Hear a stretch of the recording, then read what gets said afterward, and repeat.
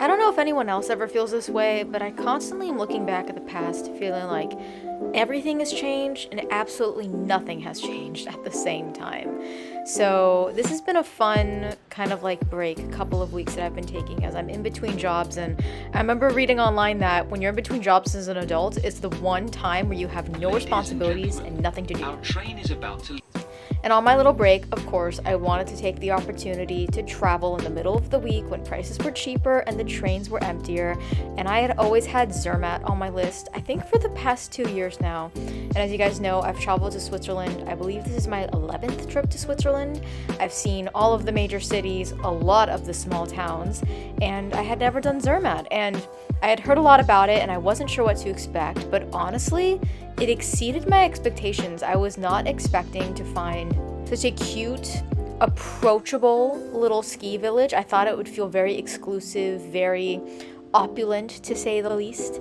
But I really enjoyed the trip, and this is just me kind of exploring Zermatt for the first time. Got really lucky with the weather, and to talk about my experience and if I think it's worth visiting. Okay, we have made it to Zermatt. Zermatt has been on my list for, I think, a couple of years now, or like a year and a half. It's like an iconic, very known to be expensive, kind of high-end celebrities come here to ski Swiss village. It's my 11th time in Switzerland. I almost freaked out because I've only done this once before, I left my Swiss adapter at home. I was so focused on bringing all the warm clothes, like I never bring a suitcase for my night trips to Switzerland, besides when I went to the Eras tour. I'll link that above. But yeah, it's like 2:30, I'm gonna eat something, I'm gonna change into all of my warm stuff, like I got snow boots, I went to Decathlon, it was a whole ordeal, and go see Zermatt. I'm really excited to get pictures and content for the blog. This is both a personally fulfilling and professionally exciting thing to do, just a good opportunity to do. And the journey wasn't that bad. I almost had I almost missed my train, one of my connections. I had 2 connections to get here, but ultimately really not a bad trip from Paris. Like, did I say 8 hours door to door? Yeah, 8 hours door to door, pretty much exactly. So yeah, let's go. I'm dying of heat. You don't know all the layers that I have a thermal tight thing on underneath here. Hopefully it keeps me warm to go up to the viewpoint that I want to go up, that I wasn't sure I could go up, but now I think I might be able to go up because it's like 15 degrees and sunny. Let's go do it while it's that warm. So what they say about Zermatt's right. They have those little tiny taxis and they're waiting for you at the train station so you don't have to walk to your hotel. So far we're doing okay with the cold. I'll show you my get up in a second. Oh my god.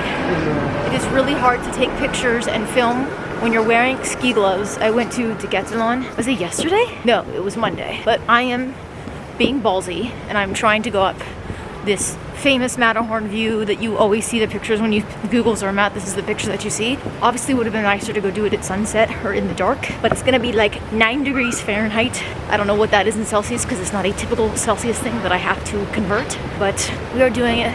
Oh yeah, look how charming over here.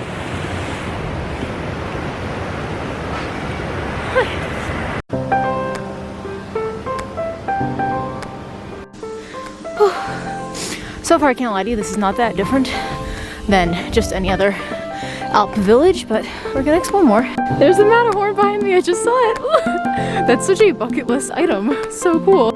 Okay, I think I have found all of the steps that they talk about online that just lead up straight to the top of the view. And I saw people up there taking pictures, so it's not that bad of a walk, especially if you're athletic. Ooh, wait, I hate steps like this, I'm gonna put everything away. Look at that. Postcard. Look at that buddy boy. What a shot. You want that. These are the stairs we wanted. Update. Don't do what I did before. You want these stairs that say Marine or whatever. And ooh, look at that. Wow.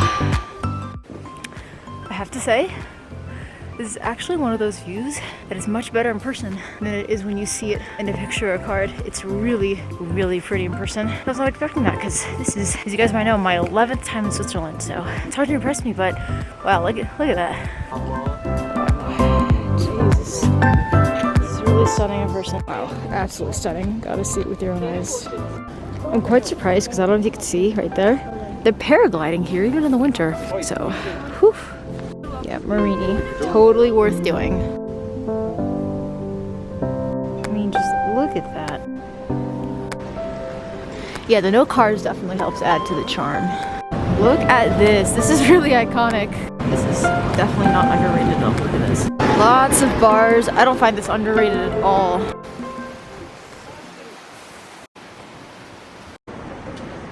So without even trying, I found the Old Town. I popped into this gala and they were talking about near-death experiences and like how our mind isn't really necessarily with our body. And it was such a cool podcast. They were speaking in English. There's two American girls. Wish I knew what their podcast is called because it was so good. But yeah, be careful. So yeah, this is like the Old Town kind of here. There are some bars behind me. Wow, look at this. I guess everyone comes back from skiing now. This is so cute.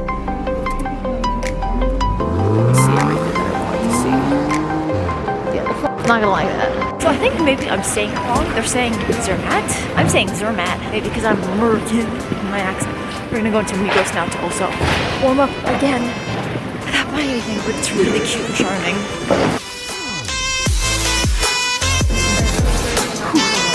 Get out of the way. So cute. So this is the main strip here of shopping.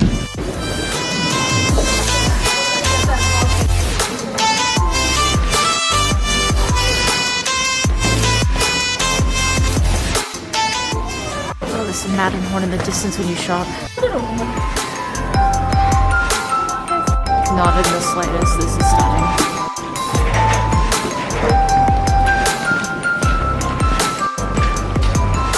It's promised land. Let's go.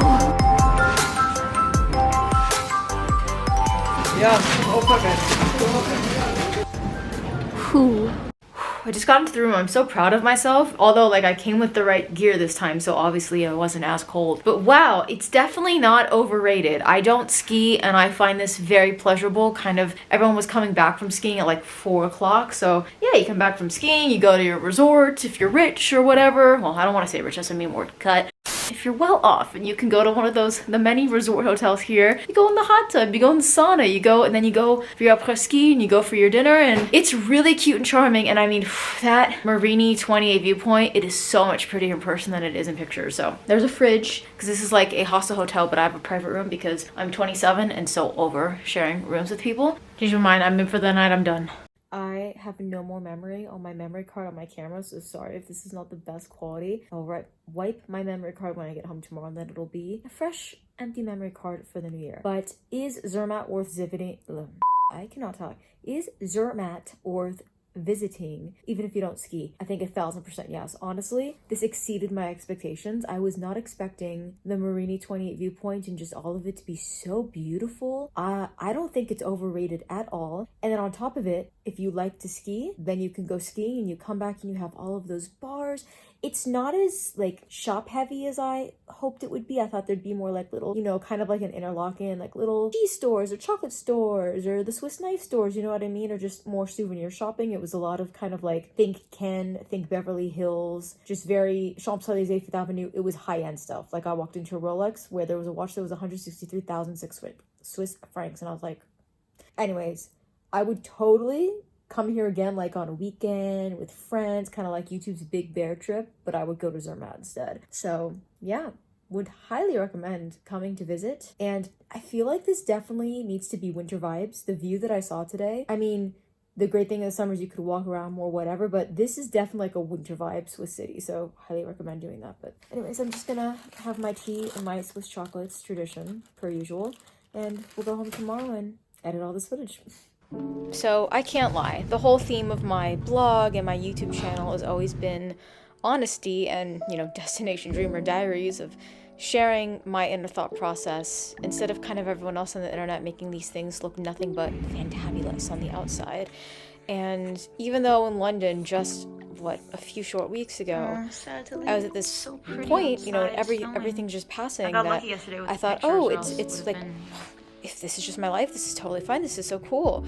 But I cannot lie, after this trip, even though this trip was so great and it was a fun new experience and I had that like new travel feel, I was so sad when I came home. And I think it's, as one of my ex-friends said to me 5 years ago now, how the new year just always kind of strikes a chord in you because it's more time passing where the life you envisioned isn't what it is in reality. And for me, this is, as much as I want to say it's my dream life, there's a huge component missing from what I wanted it to be, and I was in Basel, and I just felt so bad for that girl almost 7 years ago now, with everyone saying like, oh, this is temporary, this, these things that everyone says to themselves, but for me they're not. And yeah, I think for 2026, it's just scary, the thought of everything staying the same. Hopefully it won't.